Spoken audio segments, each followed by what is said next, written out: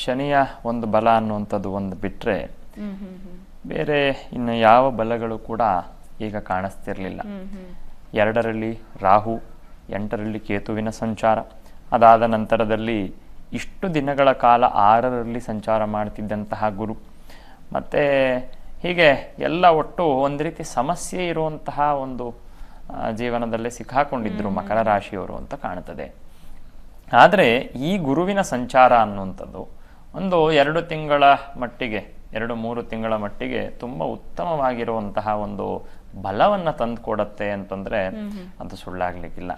2ನೇ ಸ್ಥಾನದಲ್ಲಿ ರಾಹುವಿನ ಸಂಚಾರ ಇರೋದ್ರಿಂದ ಕೌಟುಂಬಿಕವಾಗಿ ಒಂದಷ್ಟು ನೆಮ್ಮದಿ, ಏನೋ ಮಾತಾಡಬೇಕು ಅಂತ ಹೋಗಿ ಅದೇನೋ ಮಾತಾಗಿ ಅದರಿಂದ ಅವರಿಗೆ ಒಂದು ರೀತಿ ತೊಂದರೆ ಆಗುವಂಥ ರೀತಿಯಲ್ಲಿ ಅವರಿಗೆ ಉದ್ದೇಶ ಇಲ್ಲದೇ ಇರ್ಬೋದು ಆ ರೀತಿ ಮಾತಾಡುವಂಥದ್ದು, ಆದರೆ ಮಾತು ಬೆಳೆಯತ್ತೆ ಅಂತ ಹೇಳ್ತಾರೆ. ಆ ರೀತಿ ಮಾತು ಬೆಳೆದು ಏನೋ ಒಂದಷ್ಟು ಸಮಸ್ಯೆಯಾಗಿ ಕುಟುಂಬದಲ್ಲಿ ಒಂದಷ್ಟು ನೆಮ್ಮದಿ ಇಲ್ಲದೆ ಇರುವಂಥದ್ದು.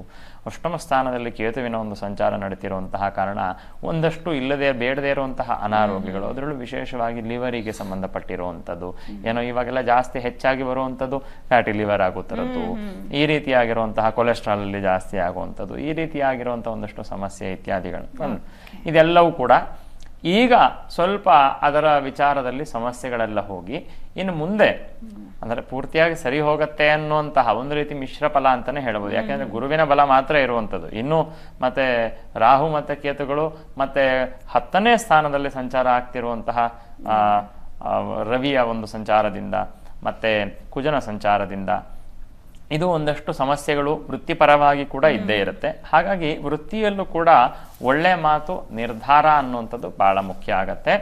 ಬಲ ಅನ್ನುವಂಥದ್ದು ದೈವ ಬಲ ಅನ್ನುವಂಥದ್ದು ಇವಾಗ ಸಿಗತ್ತೆ, ಆದ್ರೆ ಸ್ವಲ್ಪ ಎಚ್ಚರಿಕೆಯಿಂದನೇ ಅವರು ನಡೆಸಬೇಕಾಗತ್ತೆ. ವಿಶೇಷವಾಗಿ ಸುಬ್ರಹ್ಮಣ್ಯ ಸ್ವಾಮಿಯನ್ನ ಆರಾಧನೆ ಮಾಡುವಂಥದ್ದು ಉತ್ತಮ ಫಲಗಳನ್ನ ತಂದುಕೊಡತ್ತೆ.